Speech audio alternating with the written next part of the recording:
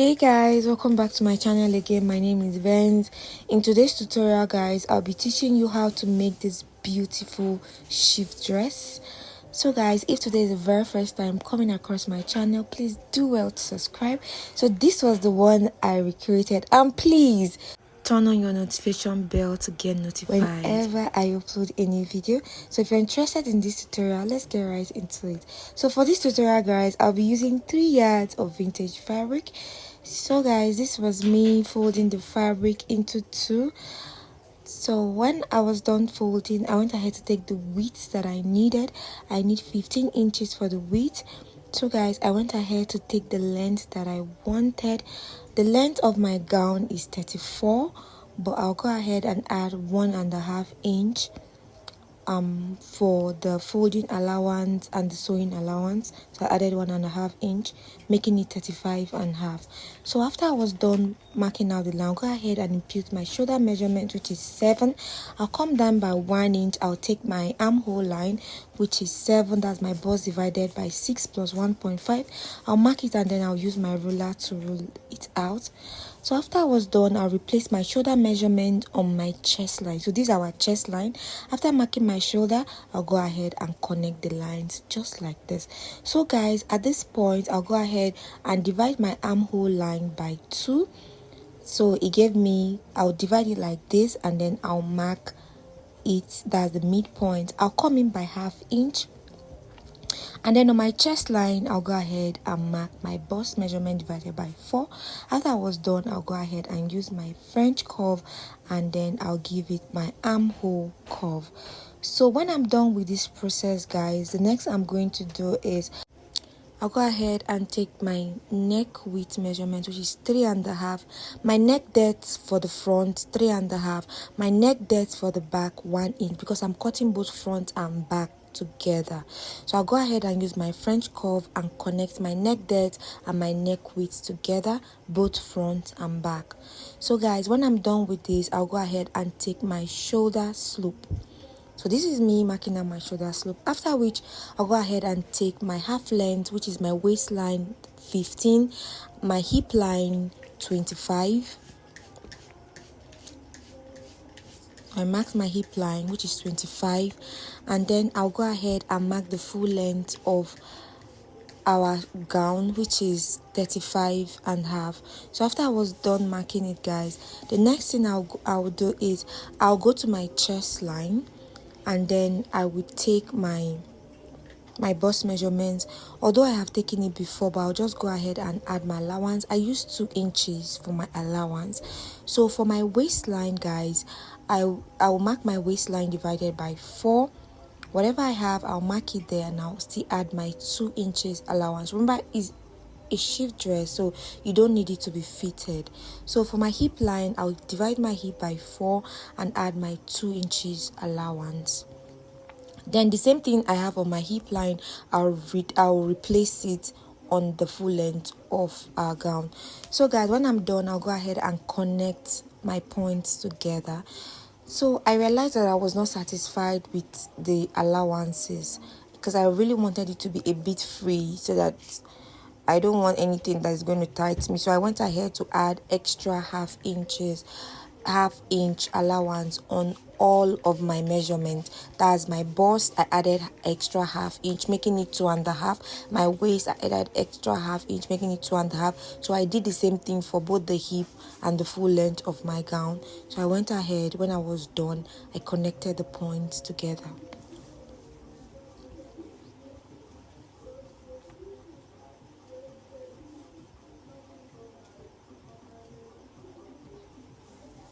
So this was me connecting my points together, just the way you see me doing. So when I'm done connecting, I'll go ahead and cut it out.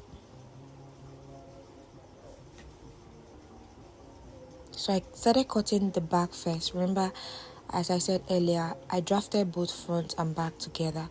So I went ahead to cut the back, and I also went ahead to pin it down so that it won't be moving about, just to make my material to stay put together. So guys, when I'm done cutting, I'll just go ahead and set it aside so I can be able to fold my fabric to cut the back. So this was me folding my fabric for the back, as you can see. So after I was done folding it and I'm satisfied, I'll go ahead and place my front block on the fabric that I just folded. So this is the front. I placed it there, so I went ahead to pin it again so that it won't be moving, because this material is really shaky, so you have to really work with pins so that you won't have you won't get short of fabric or make mistakes while cutting. I don't know if you get. So this was me pinning down my fabric before cutting it down.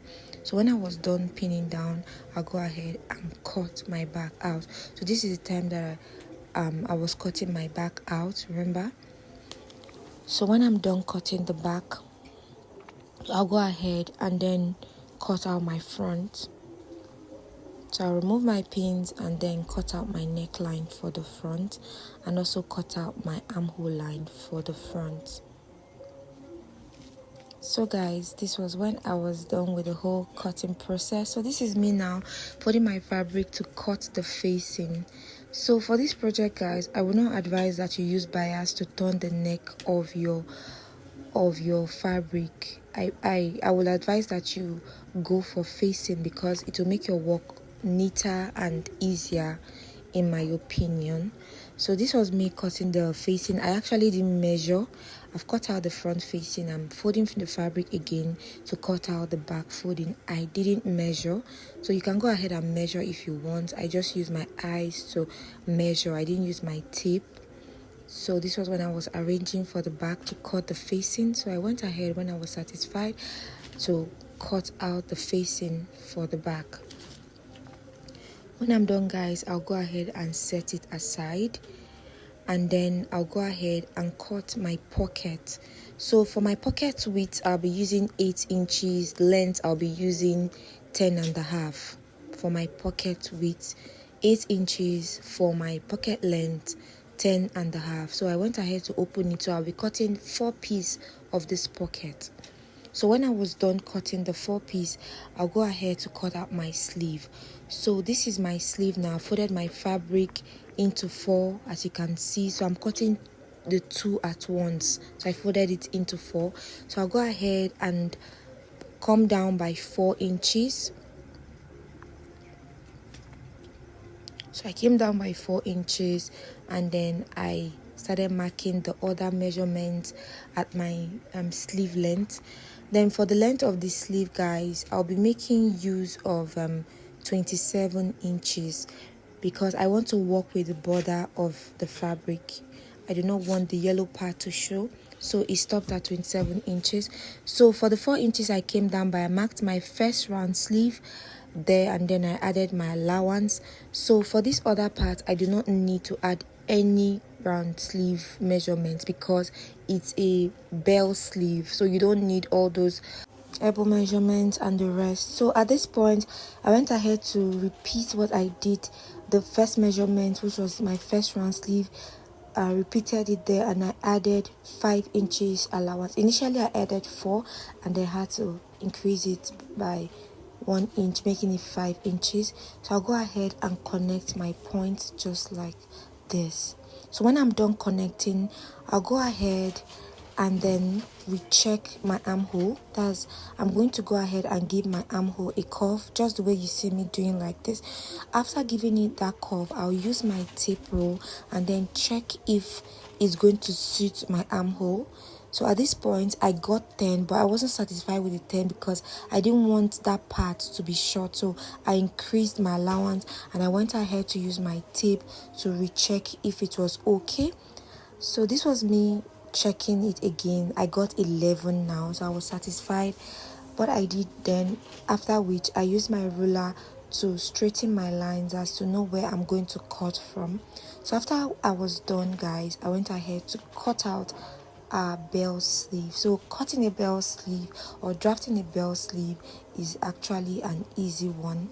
So when I was done guys, I'll go ahead and notch. After cutting, I'll go ahead and give it a notch. So guys, I'll go ahead and introduce my facing, I've gone ahead to, this is my facing, I've gone ahead to add my interface. That's a light paper stay for both my back facing and my front facing. So I'll introduce my front block, and then I'll place my facing right side facing right side.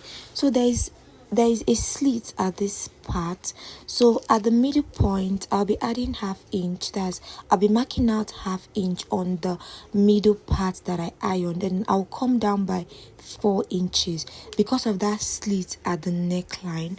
So I also added, you can actually not go through this process, but I wanted to go through this process because I want everything to align. So from that line that I marked, that's I ironed, I went in on both sides by ½ inch, and then I gave it a V shape, just the way you saw me doing.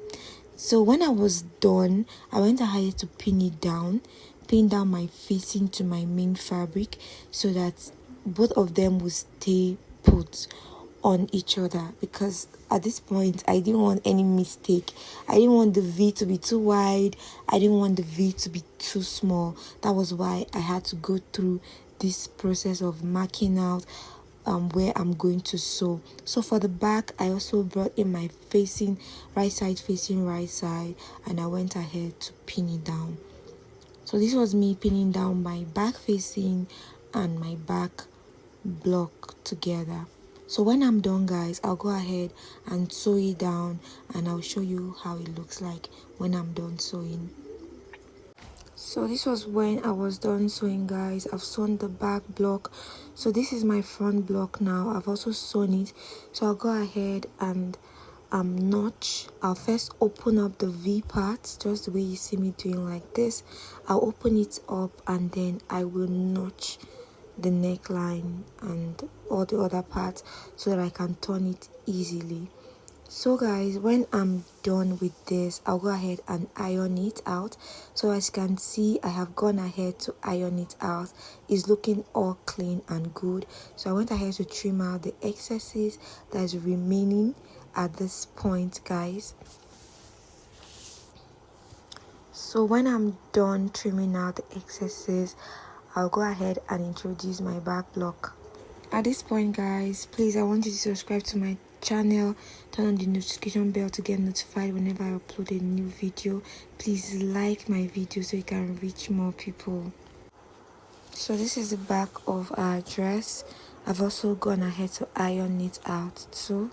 So I'll be facing our front block and our back block together, and I'll go ahead and sew the shoulder by ½ inch, just like this, and then I'll show you how it looks like when I'm done sewing it down. So this was when I was done sewing it down, guys. You can see it's looking all clean and neat. So I'll go ahead and attach my sleeve. So for our sleeve, remember I notched the midpoint of our sleeve. So what I'm going to do is I'm going to match the midpoint of the sleeve and the shoulder line together, just the way you see me doing, like this, guys. And then I'll go ahead and sew it, and I'll show you how it looks when I'm done sewing. So this was when I was done sewing, guys. As you can see, I've also gone ahead to attach my pocket to our dress. Sorry, I did this off camera, but for my pocket length from my shoulder, I use 17 inches for my shoulder. It all depends on your height. If you're taller, you can use between 18 to 19, but for me, because of my size, I use 17 inches. So for my sleeve, I'll go ahead and hem the tip of my sleeve.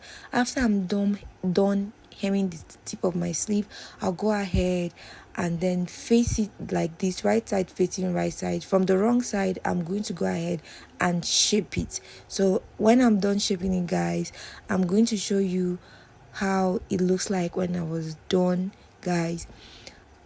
So this was it when I wore it on my mannequin. So it's looking all beautiful, even on me too. Thank you for watching my video to the end, guys. I'm going to see you in my next tutorial. Bye bye.